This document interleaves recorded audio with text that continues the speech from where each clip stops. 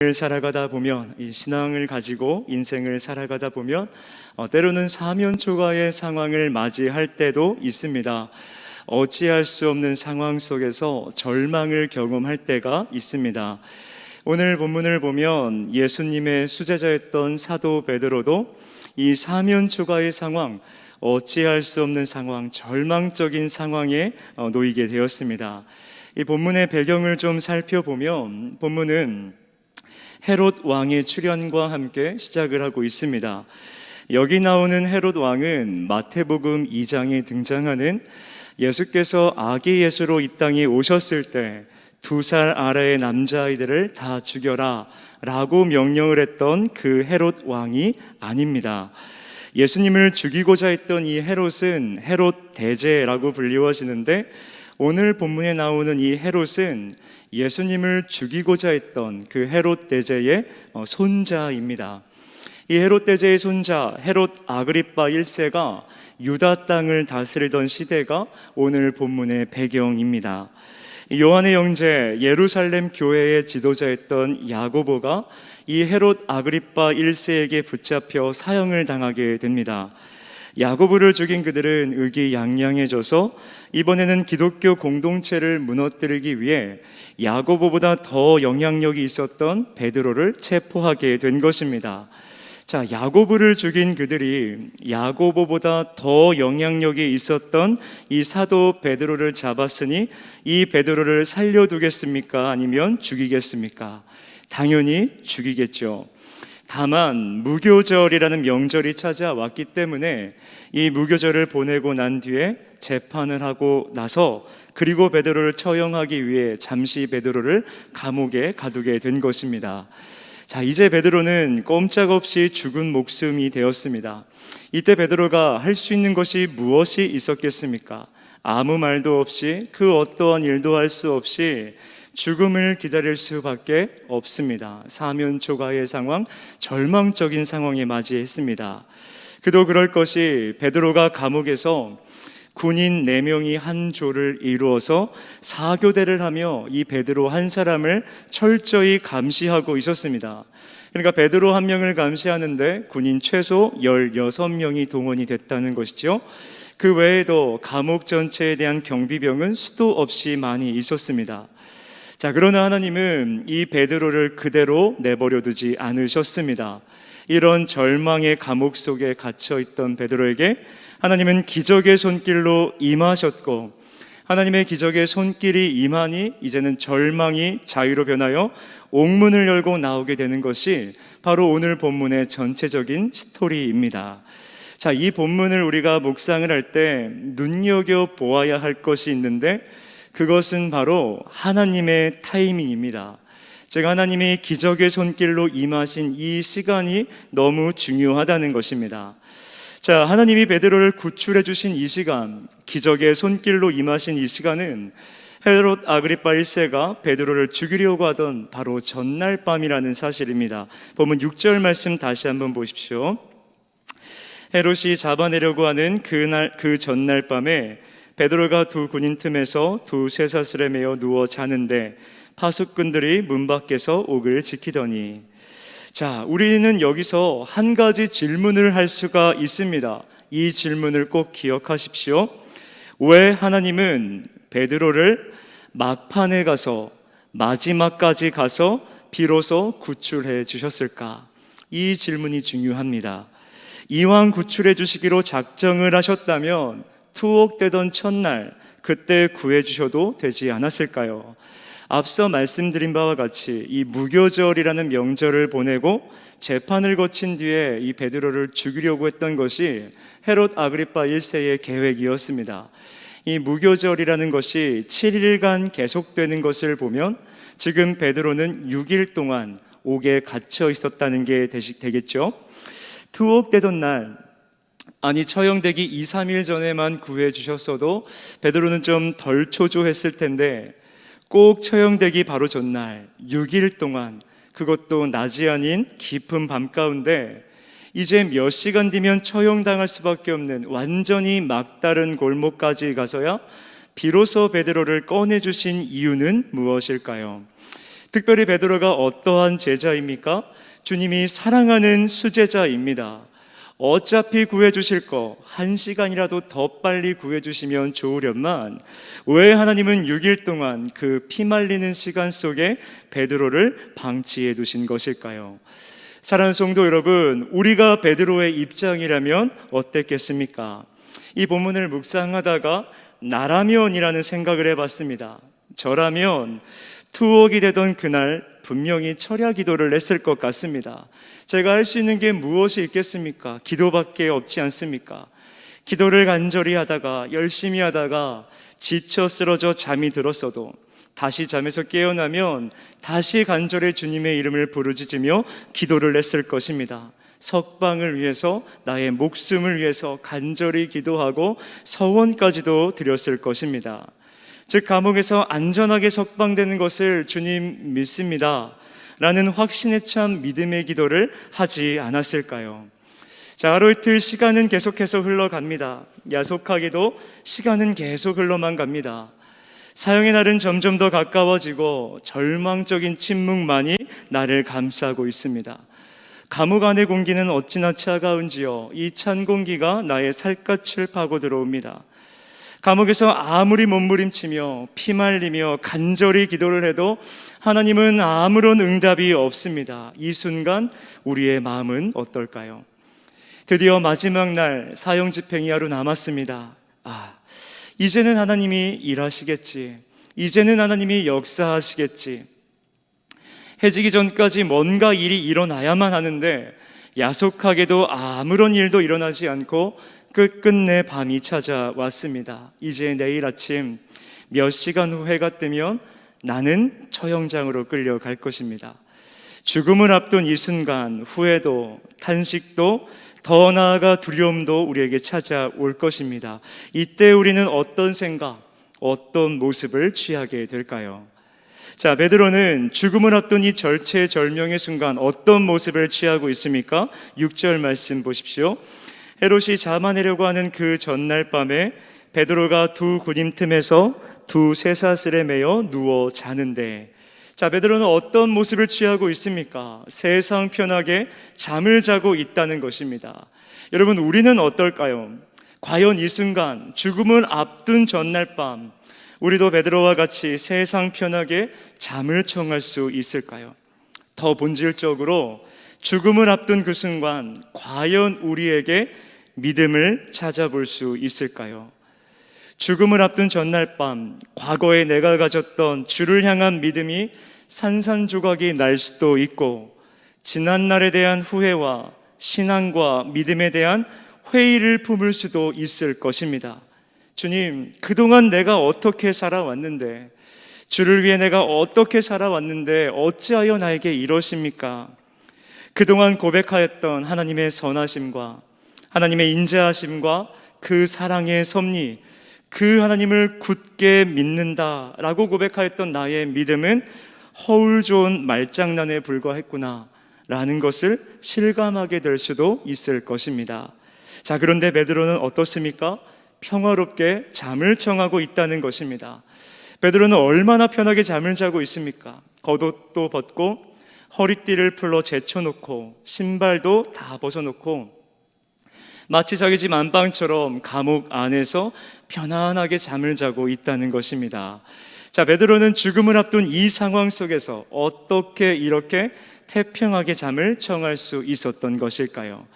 자, 우리는 보편적으로 이 베드로의 모습을 이렇게 해석을 합니다. 주님이 구출해 주실 것을 확실히 믿었기 때문에 태평할 수 있었다.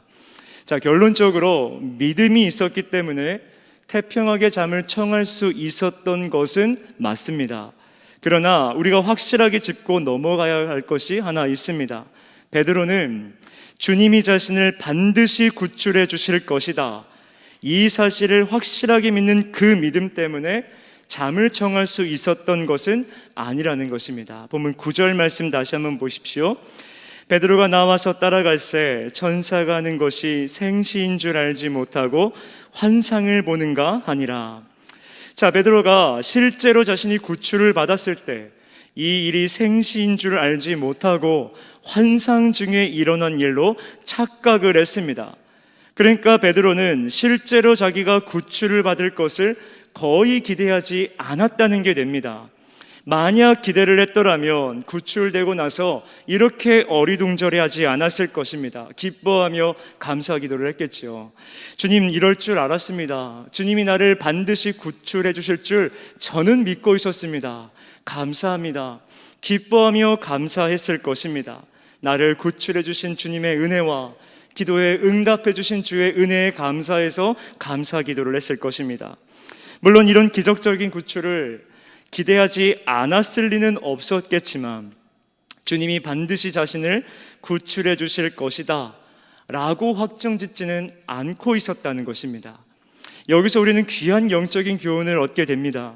우리의 인생 가운데 수없이 만나게 되는 사면초가의 상황, 절망적인 순간 앞에 내가 기대하는 대로 주님의 섭리가 이루어지지 않을 수 있다는 것입니다.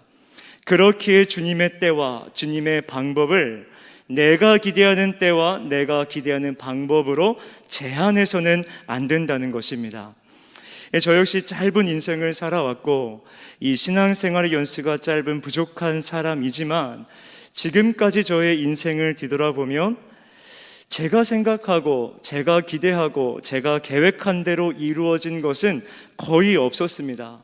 그래서 때로는 이런 고민들도 있었습니다. 내가 정말 믿음이 있는 것일까? 이루어 주실 줄 믿고 기도를 했는데 나의 믿음이 연약한 것일까? 아니, 나에게 정말 주님을 향한 믿음이 있을까? 이런 고민이 있었습니다. 그런데 저의 짧은 인생을 뒤돌아볼 때마다 깨닫게 되는 것이 있습니다. 하나님의 방법은 언제나 옳았다는 것입니다. 하나님의 때는 언제나 기가 막힌 타이밍이었다는 것입니다. 하나님의 계획하심과 하나님의 섭리하심은 결론적으로 언제나 선하셨고 언제나 나에게 있어서 결과론적으로 늘 최상의 것이었음을 발견하게 됩니다. 다만 그 절망의 순간에 놓여 있을 때 내가 기대하고 내가 계획하고 내가 뜻한 바가 내가 기대하는 때와 방법으로 주님이 일해 주시기를 기다렸던 연약하고 부족한 저의 믿음만을 발견하게 될 뿐입니다. 결국 하나님 앞에 나오게 되는 최종적 고백은 이랬습니다. 그렇습니다, 하나님. 하나님이 하시는 일은 언제나 옳습니다. 이 고백밖에 나오지 않습니다. 이런 점에서 베드로는 하나님 앞에 참된 믿음을 보였습니다. 베드로의 믿음은 무엇입니까? 하나님을 믿는 믿음이었습니다. 상황과 여건을 바라보는 것이 아니라 하나님을 근간에 둔 믿음이었다는 것입니다. 하나님의 섭리를 신뢰하였고 하나님의 선하심을 신뢰한 믿음이었습니다. 상황과 여건에 좌지우지되지 않습니다. 하나님 자체를 신뢰하는 굳건한 믿음이었다는 것입니다. 사랑하는 성도 여러분, 이 믿음이 우리가 하고 있는 신앙생활의 본질 아니겠습니까? 온전히 하나님을 바라보는 믿음, 하나님의 전능한 섭리, 하나님의 선하신 뜻을 온전히 신뢰하는 믿음. 이 믿음의 특징이 무엇입니까? 이 믿음에 나는 사라지고 하나님만 남는 믿음이라는 것입니다. 내가 기대하는 때, 내가 기대하는 방법이 아니라 하나님의 때, 하나님의 방법을 절망 중에서도 신뢰하는 믿음, 그 믿음이 진짜 믿음이라는 것입니다. 이 믿음이 저와 여러분들이 주님 본향집 부르시는 그날까지 끝까지 소유해야 될 믿음인 줄로 믿습니다. 하나님 그분 자체를 신뢰하는 믿음, 하나님 그분 자체를 온전히 바라보는 믿음. 그렇게 오늘 본문에서 베드로가 죽음을 앞둔 전날 밤 태평하게 잠을 청할 수 있었던 것은 결론적으로 믿음이 있었기 때문인데, 그 믿음은 주님이 나를 기적적으로 구출해 주실 거야 라는 구출에 대한 확실한 믿음이라기보다 하나님은 선하시기에 반드시 뜻하신 바가 있으실 거야 라는 하나님 자체를 신뢰하는 믿음, 하나님의 선하심을 신뢰하는 믿음이었다는 것입니다.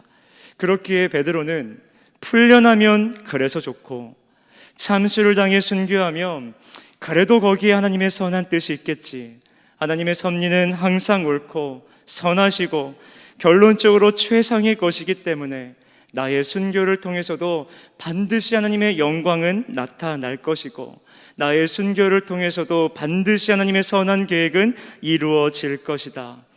그렇게 순교를 앞둔 순간, 그 절망적인 순간에서도 하나님을 믿고 하나님의 선하신 섭리를 신뢰했기 때문에 베드로는 그 절망의 감옥 안에서도 절대 평안을 누릴 수 있었다라는 것입니다.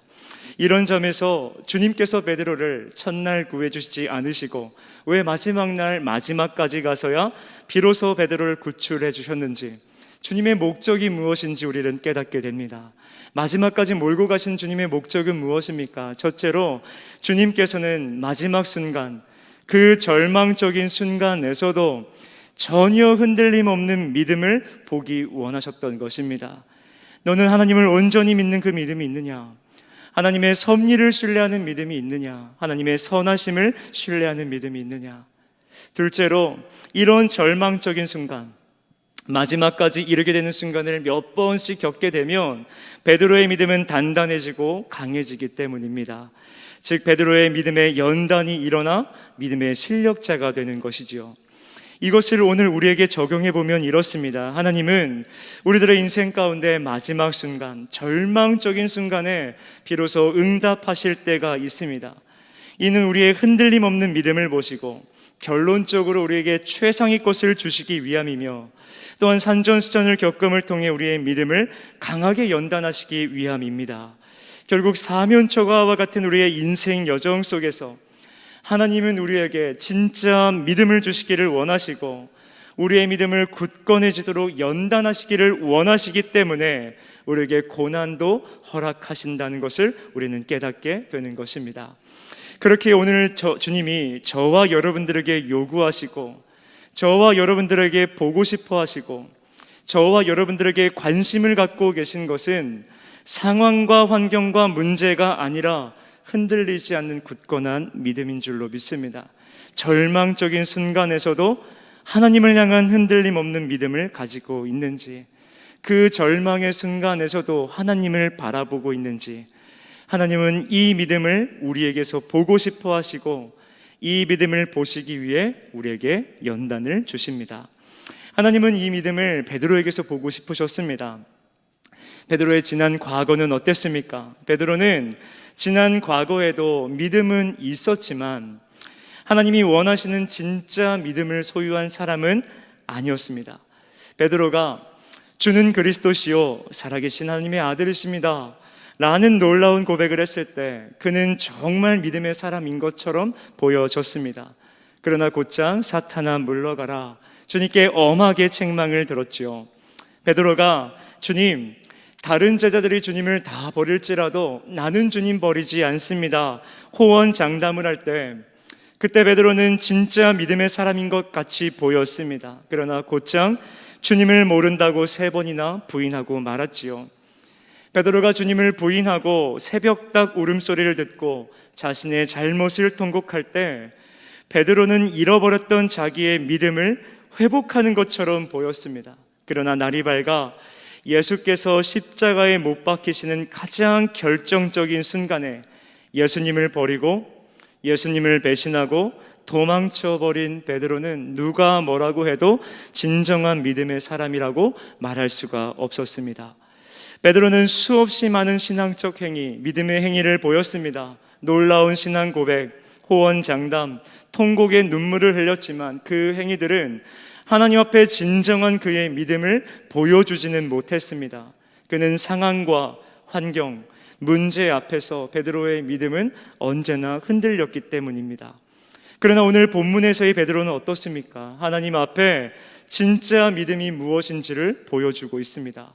어떠한 상황에 처하든지 그 상황이 죽음을 앞둔 절망적인 순간이라 할지라도 하나님을 신뢰하고 하나님의 섭리를 신뢰하는 진짜 믿음을 베드로는 보이게 되는 것입니다. 사랑하는 성도 여러분, 이 베드로의 모습을 보며 혹 머릿속에 겹쳐지는 인물이 하나 없으십니까? 믿음의 조상 아브라함을 한번 기억해 보십시오. 하나님께서 믿음이 무엇인지 우리에게 알려주시기 위해 아브라함의 인생 여정, 그 신앙 여정을 성경을 통해 우리에게 보여주시지 않으셨습니까? 아브라함은 하나님께서 갈대아 우르에서 불러주셨습니다. 그래서 순종하여 길을 떠났지만 가나안에 입성하지는 못하고 가나안 바로 옆인 하란에 머물렀습니다. 그러자 하나님께서 하란에서 머물고 있는 아브라함에게 다시 명령하셔서 가나안으로 부르시죠. 아브라함은 다시 순종하여 가나안에 들어갑니다. 가나안에 들어가니까 어떤 일이 벌어집니까? 기근을 만납니다. 기근을 만나니 아브라함은 다시 애굽으로 도망갑니다. 애굽을 가서는 또 어떤 일이 벌어집니까? 자신의 신변에 위협이 생길 것 같자 애굽 왕 바로에게 자신의 사랑하는 아내를 누이라고 속여 보냅니다. 누가 봐도 잘못한 사람은 아브라함이고 누가 봐도 혼나야 할 사람은 아브라함인데 하나님은 누구를 혼내십니까? 애굽 왕 바로를 혼내십니다. 이 모습을 통해 아브라함은 한 가지 사실을 깨닫게 됩니다. 당시 세상의 대표, 세상의 왕이라고 상징되었던 애굽 왕 바로보다 나를 부르신 하나님이 더 위대하시고 크신 분이시구나. 이 사실을 깨닫고 아브라함은 다시 가나안에 들어가 베델을 쌓고 하나님을 예배합니다. 자, 그런데 어떻습니까? 그렇게 베델을 쌓고 하나님을 예배했음에도 불구하고 눈에 보이는 상황과 문제들 앞에서, 현실적인 문제 앞에서 아브라함은 늘 자신의 능력과 자신의 경험과 자신의 방법, 세상적인 방법을 찾습니다.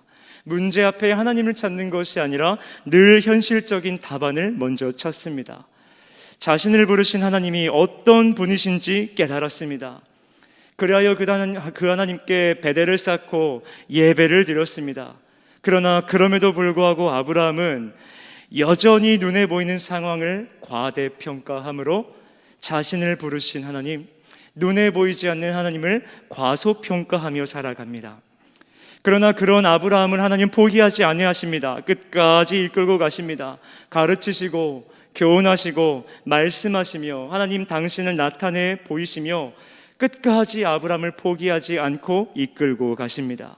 그렇게 하나님께서 아브라함을 결국 모리아 산까지 끌고 가셨습니다. 때가 되었습니다. 하나님께서 아브라함에게 절망적인 시험 문제를 주십니다. 100세에 얻은 눈에 넣어도 아프지 않을 독자 이삭을 하나님 앞에 번제로 드리라 라는 절망적인 시험 문제를 주시지요. 이에 아브라함은 어떻게 반응을 합니까? 하나님 말씀에 묻지도 따지도 않은 채 그 문제를 풀어갑니다. 하나님 말씀에 온전한 순종을 보입니다. 아침 일찍 일어나서 이삭을 제물로 드릴 번제를 준비하기 시작합니다. 모리아산 앞에 이르렀습니다. 자신을 따라온 수많은 종들은 산 아래에 내버려두고 아브라함은 이삭만 데리고 산에 오릅니다. 혹여 자신이 하나님 말씀에 순종하여 이삭을 번제로 드릴 때 자신의 종들이 말릴 수도 있으니 아브라함은 종들은 내버려두고 이삭만 데리고 올라가는 것이지요. 그렇게 아브라함은 100세에 얻은 아들, 눈에 넣어도 아프지 않을 그 아들을 하나님의 말씀, 하나님의 명령에 순종하여 하나님 앞에 번제로 드릴 줄 아는 믿음의 사람으로 변해 있었습니다. 여러분, 아브라함은 어떻게 이삭을 번제로 드릴 수 있었던 것일까요? 하나님을 온전히 믿었기 때문입니다. 하나님의 선하심을 믿었기 때문입니다. 하나님의 섭리를 신뢰했기 때문입니다. 하나님이 뜻하신 바가 있으실 것이다. 지극히 크고 높으신 하나님의 뜻을 감히 내가 헤아릴 수 없지만 분명히 뜻이 있으실 것이다.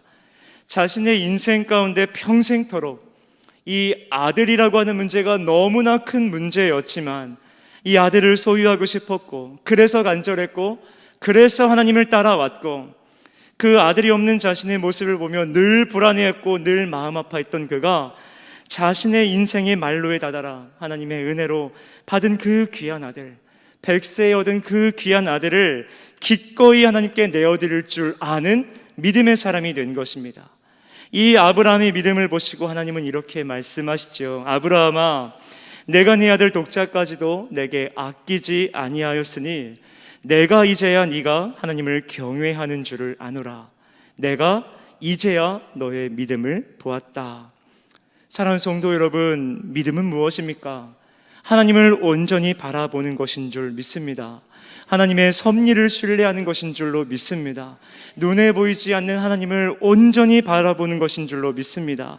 더 나아가서 평생 풀려지지 않았던 문제, 평생을 씨름하였던 문제, 늘 나를 불안하게 만들고 늘 나의 가슴을 아프게 만들었던 그 문제를 주의 응답받고 성취되어 이루어진 것이 있다면 그것마저 주님이 달라 하시면 기꺼이 내어드릴 줄 아는 것, 그것이 믿음 아니겠습니까? 아브라함도 베드로도 이 믿음을 소유하기 전까지는 살려주십시오, 나를 풀어주십시오, 내 뜻대로 이루어주십시오, 늘 문제 속에서 해답을 찾고 해답을 요구하는 믿음으로 살아왔지만 하나님을 온전히 믿는 믿음과 하나님의 섭리를 신뢰하는 그 믿음을 소유하고 나니 아버지의 뜻이라면 기꺼이의 믿음으로 살아가게 된 것입니다. 즉 하나님이 우리에게 요구하시는 믿음, 하나님이 우리에게 소유하게 만드시는 그 믿음은 내게 어떠한 문제가 찾아온다 할지라도 흔들림 없이 오직 하나님을 신뢰하며 하나님의 섭리를 믿는 믿음, 또한 나의 가장 소중한 것까지도 선하신 하나님을 신뢰하기 때문에 기꺼이 꺼내놓을 줄 아는 믿음, 그 믿음을 하나님은 우리에게 요구하시고 그 믿음을 소유하게 하시도록 우리를 이끌고 가신다라는 사실을 믿으시기를 바랍니다. 사랑하는 성도 여러분, 오늘 하나님 앞에 우리의 믿음은 어떻습니까? 하나님이 현재 내게 허락하신 환경과 처지에 만족하고 그곳에서 주님의 뜻을 발견하고 계십니까? 내 안에 내가 살아있습니까? 아니면 하나님이 살아계십니까? 하나님의 섭리와 뜻은 그것이 무엇이든지 감사함으로 수용하실 수 있겠습니까? 하나님이 내게 요구하시는 것을 하나님의 선하심을 신뢰하기에 기꺼이 하나님께 내어드릴 수 있겠습니까? 오늘 본문을 통해 하나님 우리에게 가르쳐 주시는 참된 믿음, 어떠한 형편에서도 어떠한 문제 앞에서도 하나님이기 때문에 그 하나님을 믿는 믿음, 그것이 하나님 오늘 저와 여러분들에게 가르쳐 주시는 참된 믿음이라는 것을 여러분 기억하시기를 바랍니다. 사랑하는 성도 여러분, 하나님을 믿으십시오. 오늘도 하나님을 믿으시고 내일도 하나님을 믿으십시오. 본향집 부르시는 그날까지 상황과 여건으로 하나님을 바라보는 것이 아니라 하나님 그분 자체를 바라보십시오. 우리의 믿음은 무엇을 근간을 합니까? 우리에게 주신 계시된 하나님의 말씀, 그것이 우리의 믿음의 근간이 되는 줄로 믿습니다.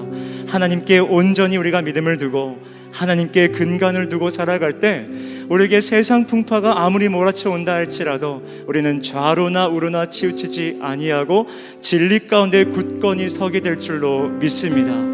그때 우리는 참된 평안을 누리게 될 것이고 절대 평안을 누리게 될 것이고 세상 가운데 믿음으로 승리하게 될 줄로 믿습니다. 하나님을 믿으십시오. 하나님은 저와 여러분들과 언제나 어느 때나 함께 하시고 죽을 때까지 우리를 인도하시겠다 약속하셨습니다. 우리 전에 이러한 믿음을 가지고 그 하나님을 찬양하기를 원합니다. 모든 상황 속에서 주님을 찬양하기를 원합니다. 이러한 믿음을 가지고 함께 찬양하며 나아가겠습니다.